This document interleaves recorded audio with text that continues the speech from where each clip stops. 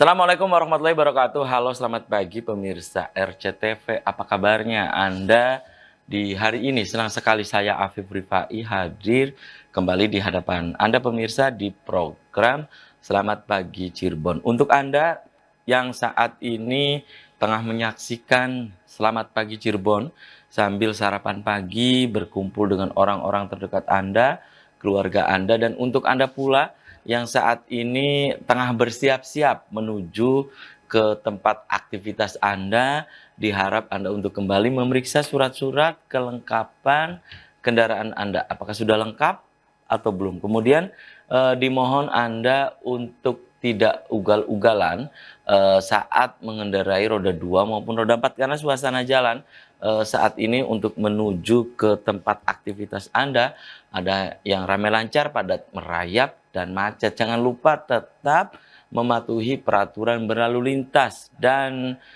dimohon Anda untuk tidak mengangkat ponsel Anda saat Anda mengendarai kendaraan karena kecelakaan pemirsa berawal dari pelanggaran. Dan pemirsa, berita-berita apa saja yang disajikan baik di koran Juara, koran Radar Cirebon, dan koran politik terbesar di Jawa Barat, yaitu koran Rakyat Cirebon. Halaman demi halaman di kedua koran tersebut Anda harus baca agar tidak ketinggalan dan kehilangan informasi tentunya.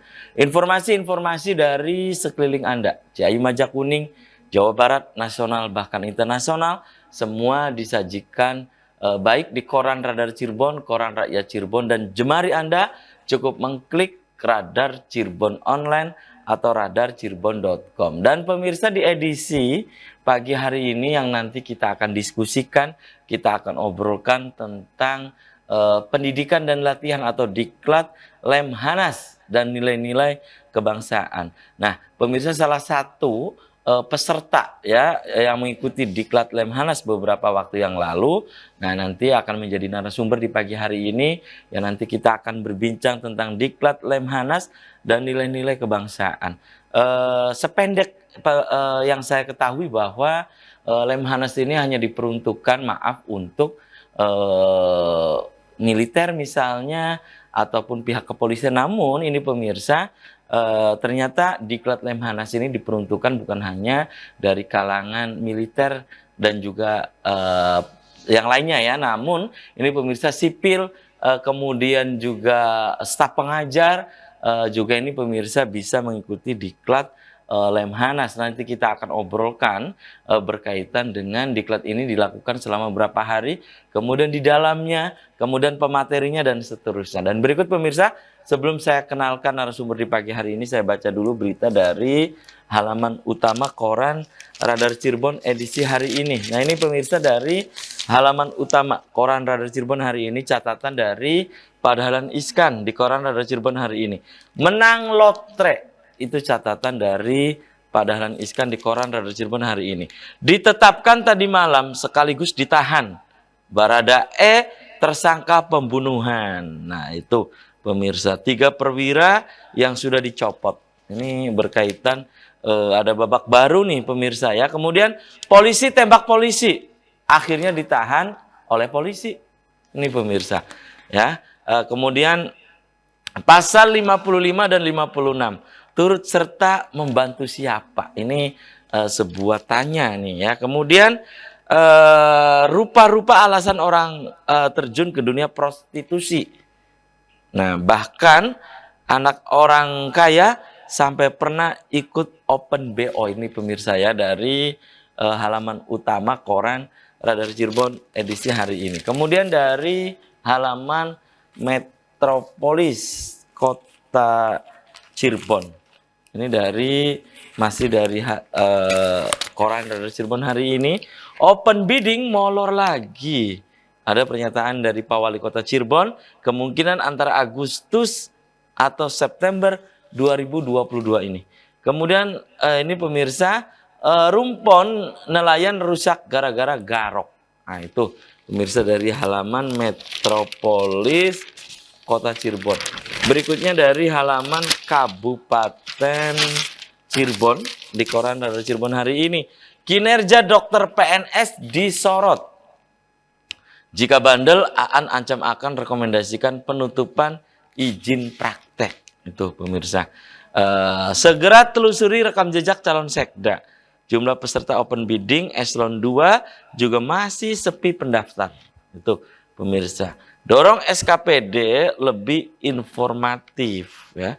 Itu pemirsa dari halaman Kabupaten Cirebon. Berikutnya dari halaman utama koran politik terbesar di Jawa Barat, yaitu Koran Rakyat Cirebon. Ini pemirsa dari dunia politik Kota Cirebon. Maju dari Gerindra atau partai lain. Ini tanda tanya. Afiati, saya istikharah dulu. Nah, itu pemirsa. Kemudian Bawaslu warning anggota ganda. Paling rawan minta partai politik lebih teliti. Partai Persatuan Pembangunan Majalengka bidik 6 kursi di parlemen. Kemudian dari Cirebon nih pemirsa, Demokrat serahkan SK kepengurusan baru ke KPU. Itu pemirsa, berita-berita yang disajikan baik di Koran Radar Cirebon dan Koran Rakyat Cirebon edisi hari ini. Dan untuk Anda yang ingin berlangganan kedua koran tersebut, Anda bisa datang langsung ke Graha Pena Radar Cirebon di Jalan Perjuangan nomor 9 Kota Cirebon. Dan pemirsa, di sebelah saya, ini saya kenalkan dulu sebagai peserta ya dalam Diklat Lemhanas beberapa waktu yang lalu. Ini pemirsa ada doktor yang masih muda, Dr. Sugianto MKom. Selamat pagi Kang Sugi. Assalamualaikum. Waalaikumsalam warahmatullahi Apa kabarnya Kang Sugi? Alhamdulillah sehat. Ini lama nggak ketemu Kang Sugi ya. Sudah cukup. Iya. Hampir 7-8 bulan lah. Iya, 8 bulan Kang ya, dalam catatan saya 8 bulan nih Kang Sugi. Kang Sugi, Anda sebagai peserta ya dalam Diklat Lemhanas beberapa waktu yang lalu. Betul. Ya. Nah, itu ceritanya bagaimana Anda bisa mengikuti Diklat Lemhanas itu? Baik, terima kasih Mas Hafib. Selamat pagi pemirsa RCTV. Jadi ini adalah sebuah kesempatan yang saya dapatkan oleh Lembaga Ketahanan Nasional Indonesia. Saya diberikan kesempatan untuk bisa mengikuti pendidikan pelatihan dalam implementasi nilai-nilai kebangsaan dari 4 konsensus dasar negara Indonesia. Dan di situ saya sebagai peserta dari 100 orang, salah satu 30 di antaranya itu adalah pengajar, guru ya. Selain itu ada dosen, kemudian ada widya suara. Memang proyeksi ini adalah untuk peserta diberikan pemahaman materi tentang nilai-nilai kebangsaan, bagaimana implementasi yang saat ini kesadaran akan nilai-nilai kebangsaan bagi bangsa Indonesia itu mengalami dekadensi ya. Jadi mengalami penurunan begitu. Sehingga perlu dilakukan upaya sehingga Lemhanas yang memberikan kesempatan kepada kami untuk menjadi bagian terpenting sebagai trainer nanti ke depannya, sebagai pelatih gitu ya kepada masyarakat, baik melalui pendidikan formal, informal gitu, sehingga mereka betul-betul bisa menjadi agen ya, sebagai agen implementasi nilai-nilai kebangsaannya kepada mereka, kepada masyarakat. Saya kira itu. Itu ya. Kemudian ketika mengikuti Diklat Lemhanas ini, Kang Sugi, itu siapa saja boleh turut serta gitu, ikut serta gitu? Dari kemarin informasi dari penyelenggara menyampaikan bahwa ada sekitar hampir 3.000 orang. 3.000 orang yang ingin mengikuti Diklat ini? Seluruh Indonesia? Seluruh Indonesia. Kemudian kemarin mendapatkan peluang itu hanya 300 orang. 300 orang dari 3.000? Dari hampir 3.000 orang. Hampir 3.000 orang. Dan itu kita buat menjadi 3 angkatan, dan saya masuk di angkatan yang pertama kemarin. Dan itu memang hadir juga para dosen ya dari universitas terkemuka tentunya, kemudian juga pejabat-pejabat daerah, terutama yang biasa dari unsur BKD ya, provinsi ataupun kabupaten, kemudian dari Dewan Guru ya, guru juga memang ada sekitar 30 ya, 30 orang. Jadi ini kesempatan yang bagi saya secara pribadi ini adalah sebuah kesempatan emas, sehingga saya sangat mengapresiasi menjadi bagian dari peserta itu kan gitu. Walaupun memang dalam implementasi ke depan setelah saya mengikuti ini, saya punya tanggung jawab besar menjadi agen Lemhanas untuk menyampaikan, mengimplementasikan nilai-nilai kebangsaan dan nilai-nilai dari hasil yang saya dapat dari pendidikan dan pelatihan Oke. itu. Dan itu kan dari 3.000 yang daftar ya. 3.000 kemudian hanya 300-an. Ya. 300 peserta yang itu diseleksi atau bagaimana caranya gitu Kang Sugi? Memang ada seleksi administratif secara virtual, secara online. Kemudian baru kami sekitar 3 bulan dari pendaftaran itu baru ada pengumuman. Yang diberitahu oleh Lemhanas melalui email pribadi gitu ya. Kemudian dilakukan ya registrasi selanjutnya kan. Jadi itu prosesnya, dan memang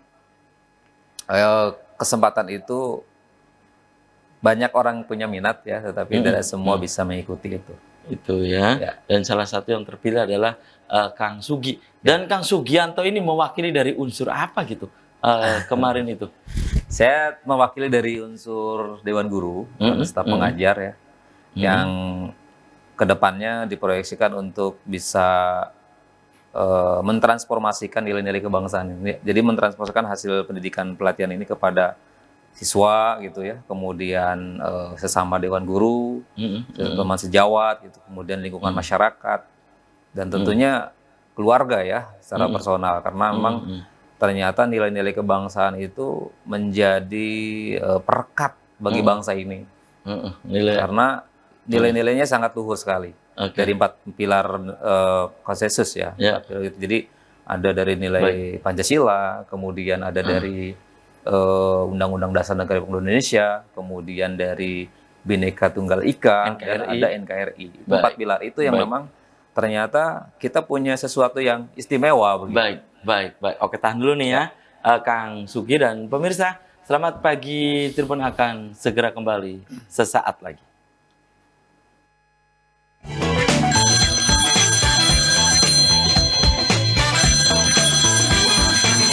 Selamat pagi, Cirebon pemirsa. Dan di pagi hari ini saya masih berbincang ya dengan Dr. Sugianto MKom nih pemirsa, salah satu peserta dalam diklat Lemhanas beberapa hari yang lalu, dan topik yang sedang kita diskusikan di pagi hari ini diklat Lemhanas dan nilai-nilai kebangsaan.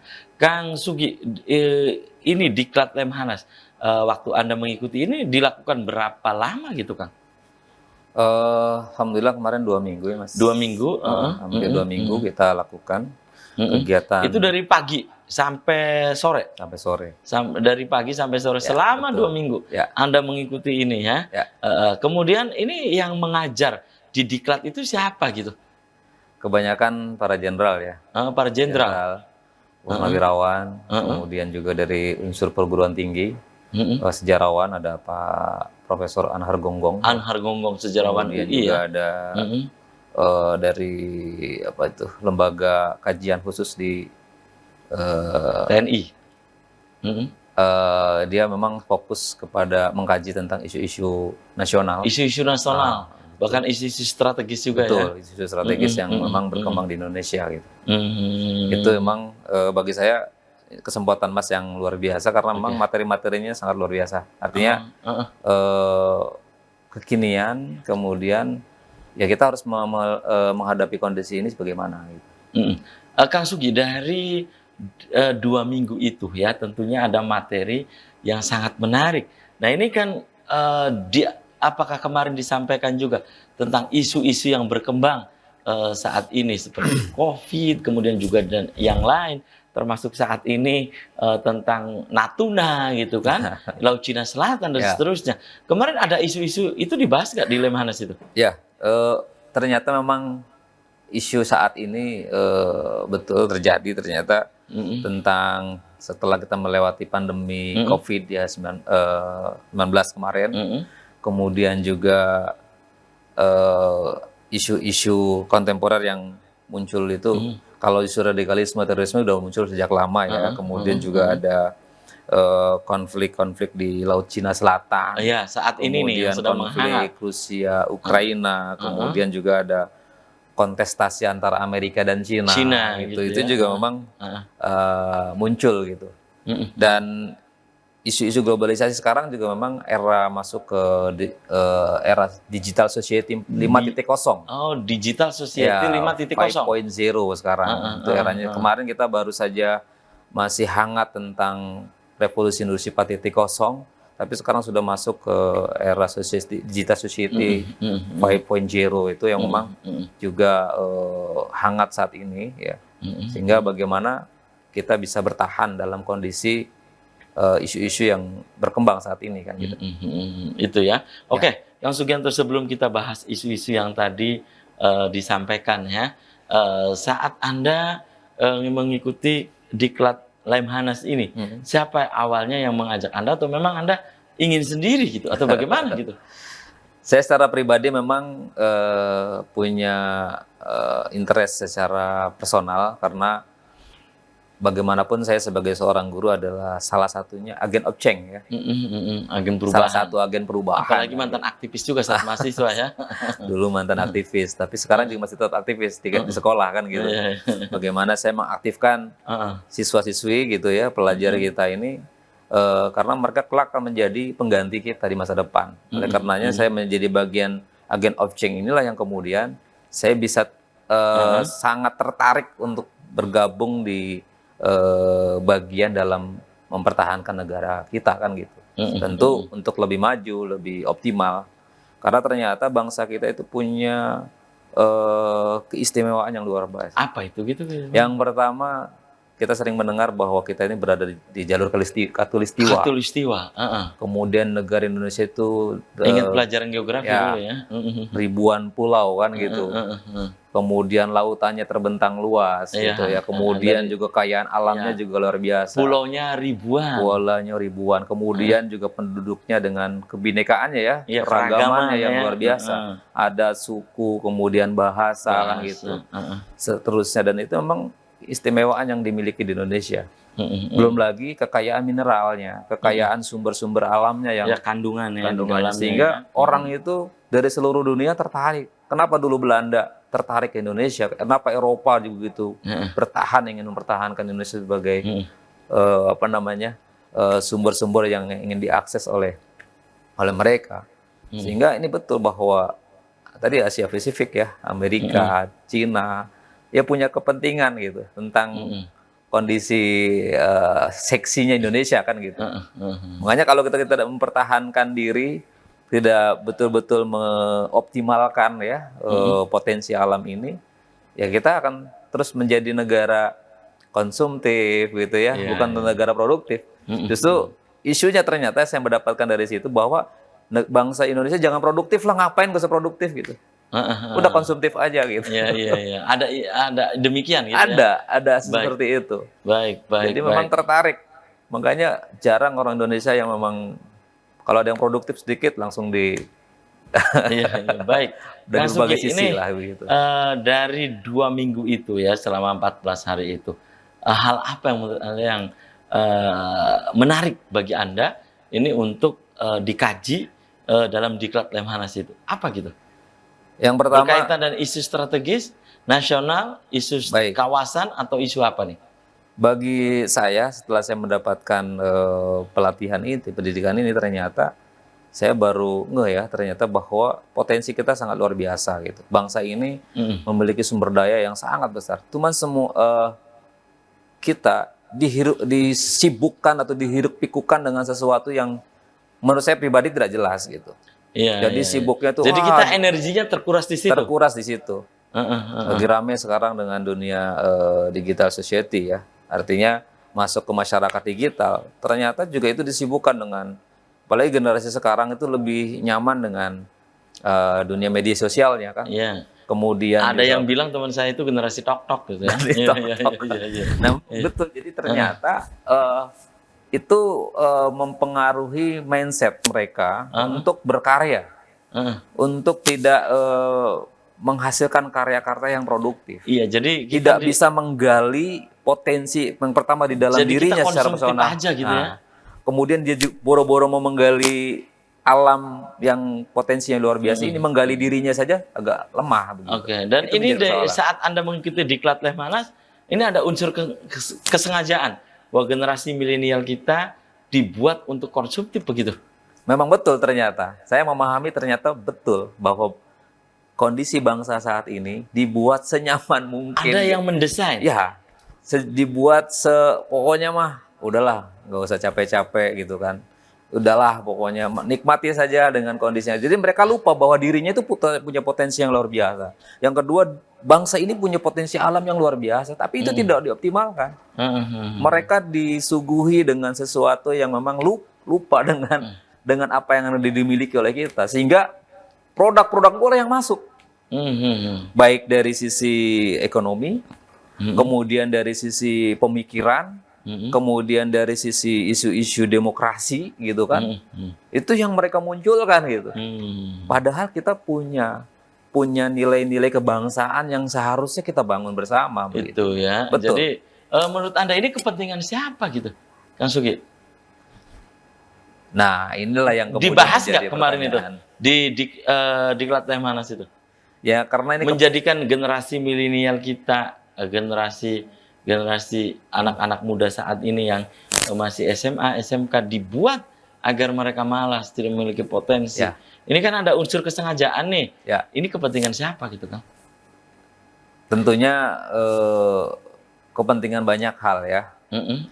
Pertama kan Indonesia tadi saya katakan bahwa seksi Pak, gitu Pak Sapip. Jadi gadis cantik yang diperebutkan ya. Betul, diperebutkan banyak orang, dan itu nilai kekayaan alamnya saja sangat luar biasa. Beberapa hasil alam kita juga kan banyak diekspor keluar, tapi kan kita nggak menyadari bangsa kita ini, mereka seolah diam-diam kan mereka mengeruk semuanya.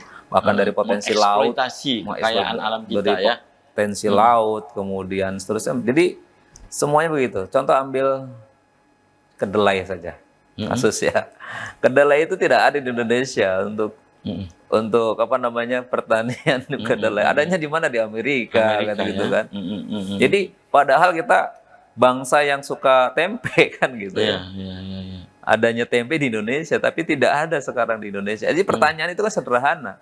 Berarti Indonesia nggak boleh bertani kedelai kan gitu. Udah dari luar saja. Belum lagi padi nanti. Akhirnya kan, ujung-ujungnya impor mungkin. Nah begitu. Jadi ternyata karena keseksiannya Indonesia ini semuanya apa namanya dipengaruhi dari situ. Makanya pesan dari materi yang saya dapatkan ya, kita ini harus betul-betul ya bangsa kita betul-betul dia berkarya, kemudian potensi yang dimilikinya itu kemudian dioptimalkan. Potensi bangsa kita juga digali bersama-sama sehingga menjadi bangsa yang maju. Pendek kata bahwa ini menurut Anda Indonesia, ya negara kita secara umum gitu ya, generasi milenialnya diracuni dalam tanda petik sosial media dan seterusnya. Ini ada unsur kesengajaan saat Anda mengikuti Diklat Lemhanas ini dari analisa ataupun kesimpulan Anda. Tapi tahan dulu ya, Kang Sugi dan pemirsa. Selamat pagi, Cirebon akan segera kembali usaha komersial berikut ini.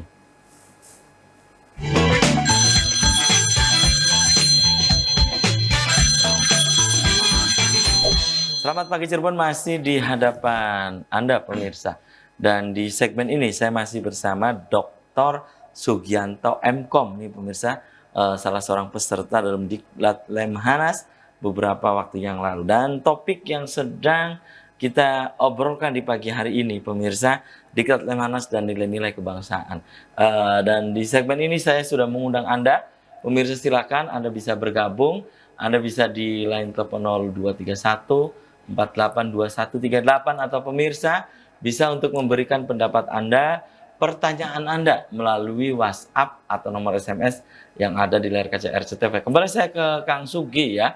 Kang Sugi, dalam Diklat Lemhanas kemarin, ada hal-hal yang menurut Anda membuat Anda itu terkejut atau kaget melihat analisa-analisa dari narasumber?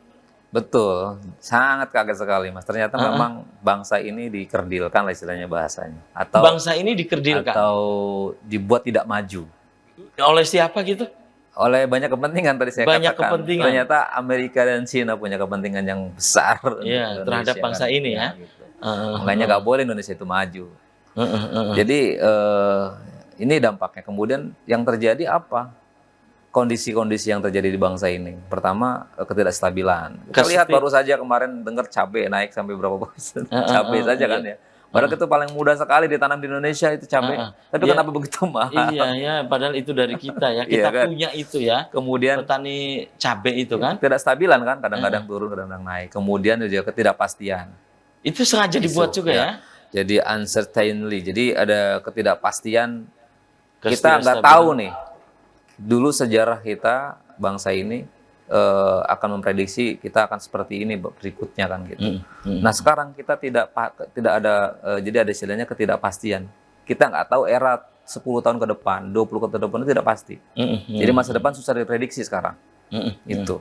Kemudian kompleksitas, jadi rumitannya tuh ternyata hal-hal yang rumit itu terjadi oleh generasi saat ini. Pokoknya ini ada yang mendesain ya. Kemudian ada kerancuan. Kerancuan dalam memahami isu. Kita sekarang sudah banyak isu yang berkembang. Contoh kita rame dengan berita kematian seorang polisi kan. Udah isunya udah macam-macam kan. Padahal kita belum tahu kejelasannya bagaimana. Tapi itu menjadi kerancuan orang-orang berpikir kan gitu. Kemudian juga tentang ketergantungan. Jadi sekarang itu ketergantungannya cukup tinggi. Jadi kita dibuat untuk ketergantungan. Ya, ketergantungan cukup tinggi. Nah, makanya di sini bagi kita ya bangsa ini ada beberapa poin yang harus diselesaikan. Yang pertama, bagaimana supaya ketidakstabilan itu kita harus punya visi yang jelas. Jadi bangsa ini betul-betul diarahkan generasinya gitu ya, bangsanya itu supaya memiliki visi yang jelas ya. Visi bangsa ini, visi kita kan secara personal. Kemudian ketidakpastian itu apa dilawannya dengan understanding. Jadi kita harus melawannya dengan pemahaman ya. Jadi pemahaman yang utuh gitu. Kemudian kalau kerumitannya kita atasi dengan kejelasan dalam penyelesaian ya, penjelasan dalam persoalan-persoalan yang memang rumit bisa dipahami. Kemudian kalau kerancuannya melalui awareness ability, jadi kita betul-betul bisa mencermati, kemudian memahami secara utuh, kemudian bisa dilakukan secara baik ya, secara optimal. Kemudian ketergantungannya, apa yang selalu ketergantungan sekarang itu, dulu kita bergantung kepada pemimpin itu satu titik saja. Namun sekarang kita itu dalam mengambil sebuah keputusan secara personal itu tidak mesti oleh pimpinan saja, atau bisa melalui rekan kita. Contoh dalam keluarga lah misalnya ya. Dulu hanya kepala keluarga aja yang berhak mengambil keputusan. Kalau sekarang nggak bisa ya. Sekarang sih semua punya potensi yang sama untuk mengambil keputusan. Jadi dibuatlah sebuah ekosistemnya gitu. Jadi semuanya istilahnya berbasis sistem. Ini dampak dari yang tadi Kang Sugi sebutkan itu. Nah itu kan makanya solusi-solusi ini bagaimana? Ada beberapa poin Mas, makanya jadi solusinya itu. Apa itu diantaranya? Ada yang pertama tentang tadi visi, kemudian understanding, clarity, awareness, dan holistic ecosystem itu solusinya. Nah dampak dari adanya isu nasional dan internasional saat ini itu juga berdampak kepada generasi kita saat ini. Generasi milenial. Generasi yang rapuh gitu ya. Kemudian yang seringnya cemas gitu ya. Kemudian kebingungan, generasi yang bingung. Kemudian ada ketidakpahaman gitu. Makanya kerancuan itu, kerapuhan itu yang harus dilawan ada dengan apa? Dengan kita punya kecerdasan untuk segera bangkit. Supaya tidak rapuh itu segeralah bangkit dari kerapuhan itu. Kemudian kedua, ketika dia cemas ya, memiliki kecemasan, kondisi bangsa ini yang cemas, apa yang dilakukan? Dia harus memiliki kecerdasan spiritual question, supaya tidak cemas hidupnya. Jadi banyak orang cemas dengan isu yang berkembang di WA group misalnya, di media sosial, atau dengar dari informasi apapun yang bikin cemas gitu ya. Dia harus kuatkan spiritual questionnya. Kemudian yang ketiga, kebingungan itu dengan adaptive question. Kecerdasan beradaptasi dengan lingkungan.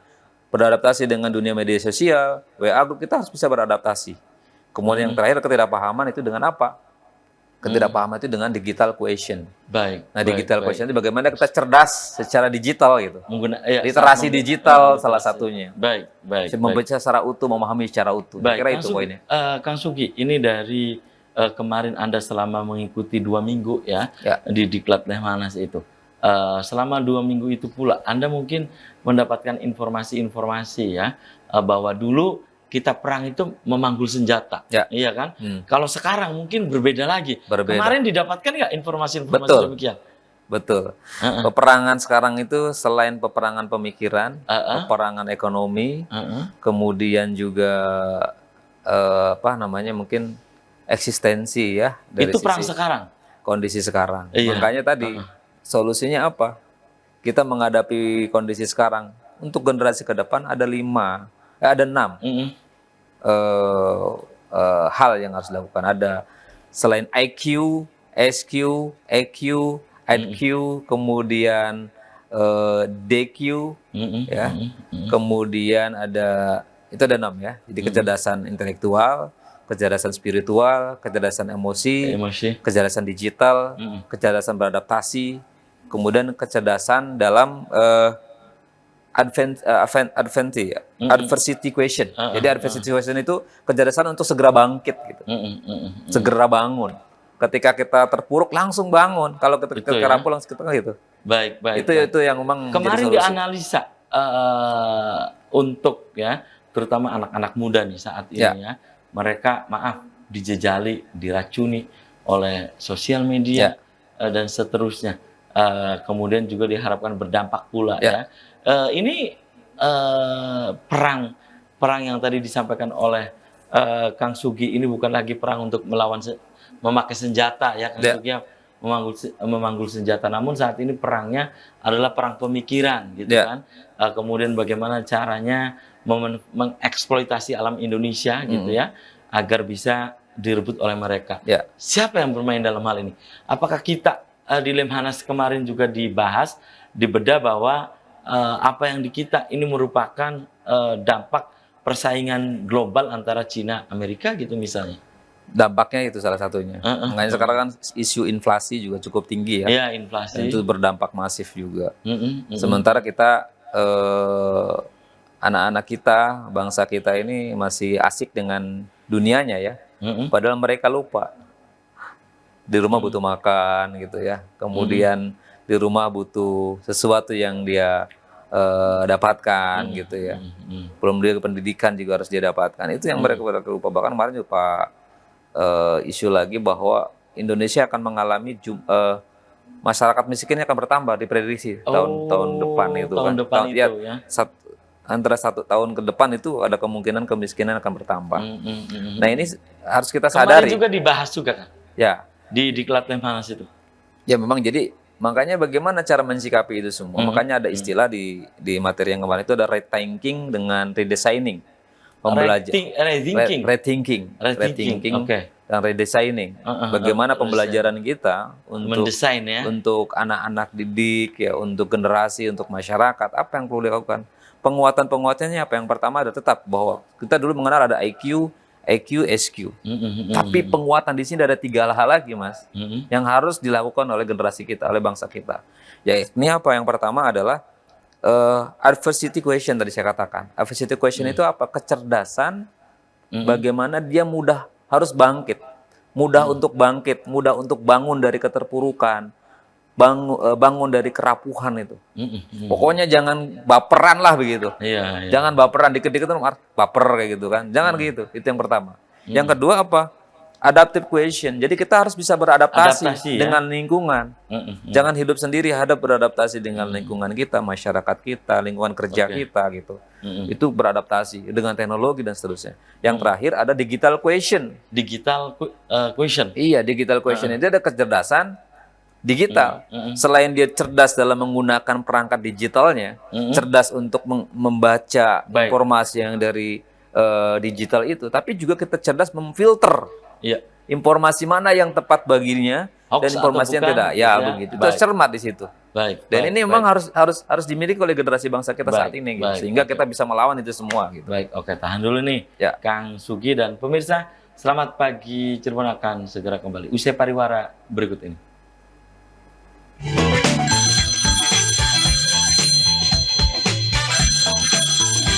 Anda masih di Selamat Pagi Cirebon pemirsa. Pagi ini saya masih bersama Dr. Sugianto MKom.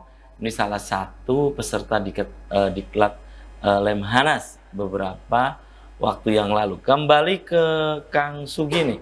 Kang Sugi, ini berkaitan dengan nilai-nilai kebangsaan. Ya. Kemarin juga ini ditanamkan, diajarkan ke peserta juga Ya. kemarin itu. Ya, jadi nilai-nilai kebangsaan kita di Indonesia itu kan ada bersumber dari 4 pilar. 4 pilar, oke. Salah satunya adalah Pancasila, kemudian Undang-Undang Negara Republik Indonesia, kemudian Bhinneka Tunggal Ika, Oke, dan NKRI dan ya. NKRI. Ini 4 pilar yang menjadi konsensus ya. Dan dari 4 pilar ini ada nilai-nilai luhur, ya, nilai-nilai kebangsaan yang memang menjadi nilai-nilai yang bisa diimplementasikan oleh warga bangsa kita dalam bernegara dan bermasyarakat. Nah, ini jangan sampai kita lupa karena Indonesia tadi saya katakan isu yang berkembang ternyata Indonesia itu lagi banyak ya karena kekayaannya yang luar biasa, potensi yang besar gitu sehingga banyak ketertarikan dari bangsa lain dari Asia Pasifik dan Pasifik ya, kemudian juga apalagi Cina, Eropa ya. dan seterusnya. Nah, ini oleh karenanya penguatan-penguatan yang harus dilakukan adalah bagaimana nilai-nilai kebangsaan ini bisa menjadi nilai-nilai atau norma-norma yang diimplementasikan dalam setiap diri bangsa kita gitu. Setiap kita itu memiliki kompetensi akan nilai-nilai kebangsaan ini. Dari nilai Pancasila itu kan ada 5 ya, dari mulai nilai religius, ya, kemudian sampai keadilan sosial ya. Ya, keadilan, kemudian juga ada nilai apa istilahnya? Kemanusiaan, kekeluargaan dengan keselarasan, kemudian juga kerakyatan ya. Kemudian dari sisi Undang-Undang Dasar ada persamaan derajat, demokrasi, kemudian nilai ketaatan hukum. Kalau dari kebinekaan itu ada nilai tentang toleransi, kesadaran, gotong royong. Kemudian dari nilai NKRI itu adalah nilai kesatuan wilayah, kemudian persatuan bangsa dan kemandirian. Jadi nilai-nilai itu saya pikir saya baru memang bukan baru memang selama ini kita tidak menyadari bahwa nilai-nilai yang dibangun dari konsensus itu oleh founding father itu sungguhnya adalah untuk menyatukan bangsa ini. Dan sungguhnya untuk menjaga NKRI ini, sungguhnya untuk sama-sama kita berjuang mempertahankan dan kemudian memajukan bangsa kita kan, memajukan negara kita. Itu yang memang banyak yang tidak menyadari ya, bahwa Pancasila, Undang-Undang Dasar, kemudian Bhinneka Tunggal Ika, NKRI ini adalah sesuatu yang aset ya, aset bangsa kita yang tidak dimiliki oleh bangsa lain gitu. Iya. Gitu kan. Itu ya, dan Betul. itu nilai-nilai luhur loh Kang. Ya, Sebelum bangsa ini ada, nilai-nilai itu sudah ada gitu Sudah kan di ada, kita itu ya. betul. Yang tadi disebutkan oleh Kang Sugi itu. Banyak yang bilang demikian gitu. Anda setuju gitu Kang Sugi? saya sangat setuju karena itu kan dia tidak bertentangan dengan agama kita yang kita anut. Apalagi bangsa kita sekarang ada 6 agama yang diakui oleh negara kan gitu. Dari semuanya itu mengakui bahwa nilai-nilai itu sama diajarkan juga oleh keyakinan kita masing-masing, sehingga itu tidak memisahkan atau justru tidak membuat orang itu dibeda-bedakan bahwa kita sama, kita sebagai warga bangsa, kita sebagai warga negara, kita satukan dari nilai-nilai ini gitu sehingga kita bisa maju. Dan ini berkembang. pelajaran berharga sekali ya, saat Kang Sugi sebagai peserta di Diklat Lemhanas kemarin. Ya, betul. Kenapa demikian? Ini tak terbayang sebelumnya atau bagaimana gitu Kang? Ya, memang saya terlahir dari orang Jawa lah, ibaratnya orang sini ya, orang Cirebon gitu ya, dari kecil. Jadi lingkungan kita kan kita temui kan itu saja kan gitu. Tapi ketika kita bicara kalau sudah masuk ke komunitas wilayah kabupaten misalnya, kemudian provinsi, apalagi nasional dan internasional, ternyata kita bertemu dengan banyak orang dengan kultur yang berbeda dengan bahasa yang berbeda, adat kebiasaan yang berbeda, kemudian juga dari sisi pemahaman agama juga yang berbeda-beda. Nah, apa sesungguhnya yang bisa menyatukan itu semua? Ternyata inilah yang bisa menyatukan bangsa ini, makanya menjadi perekat. Jadi jika bangsa ini memiliki apa namanya wawasan kebangsaan yang luas, baik dari unsur penguasa, unsur pemerintah, masyarakat, kita secara pribadi, jika nilai-nilai ini bisa dipahami dengan benar, dengan baik, ya bangsa kita akan maju gitu. Justru kita nggak maju ini karena kita merasa paling benar, merasa paling keyakinannya semakin paling bagus gitu kan. Itu yang membuat orang itu tidak apa namanya, tidak bisa maju, tidak bersatu kan. Pertanyaan saya terakhir ya, Kang Sugi nih, berkaitan dengan Diklat Lemhanas kemarin ya. Tadi yang Anda sebutkan itu ada yang menjadi favorit saat diajarkan itu ya, dan kemarin juga dianalisa juga oleh Anhar Gonggong dan yang lain bahwa kondisi kita saat ini, perpolitikan kita yang gonjang-ganjing juga ini sengaja by design juga. Ya, karena kan tadi ternyata ada dua unsur kekuatan besar yang diangkat di isu ini. Salah satunya adalah kalau ada Cina dan Asia Pasifik. Nah, kalau Cina itu mengangkatnya apa? Cina itu mengangkatnya adalah pendekatan kesejahteraan, kemudian manfaatkan psikokultural, kemudian adalah anti kolonialisme. Itu Cina ya? Ya, anti penjajahan. Itu kemudian Cina. Kalau Asia Pasifik, ya, dia ke kita itu dengan pendekatan keamanan, tonjolkan otot militer, kemudian promosi demokrasi liberal. Ya, itu. Ya, ini yang menarik.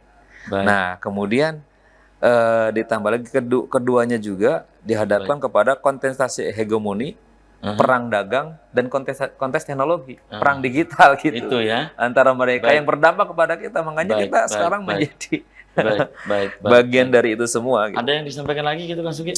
Baik, jadi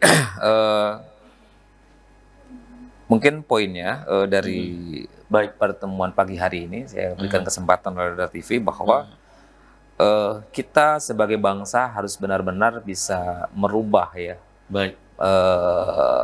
konsep yang sebelumnya kita tidak mengenal dengan digital, apalagi sekarang sudah masuk ke era digital society 5.0 gitu. Itu kuncinya adalah bagaimana kita tidak hanya cerdas emosi, cerdas intelektual, cerdas spiritual, tapi harus ada yang lain, tambahan. Ada cerdas secara digital, cerdas beradaptasi, kemudian ada cerdas untuk bangkit dari segala kerapuhan, bangun dari kita jangan sampai terpuruk karena baper dan seterusnya, apalagi generasi milenial sekarang. Saya kira itu, Mas. Terima kasih nih, Kang Sugi sudah menyempatkan hadir di Selamat Pagi Cirebon. Ya, Kang Sugi, ditunggu nih informasi-informasi selanjutnya. Sekali lagi saya aturkan terima kasih. Ya, sudah menyempatkan hadir di Selamat Pagi Cirebon pagi-pagi udah di studio. Dan pemirsa, demikian Selamat Pagi Cirebon edisi pagi ini, semoga bermanfaat. Terima kasih atas perhatian dan kebersamaan Anda. Akhirnya saya Afif Rifai dan kerabat kerja di pagi hari ini harus pamit undur diri. Sampai jumpa lagi besok. Wassalamualaikum warahmatullahi wabarakatuh. Waalaikumsalam.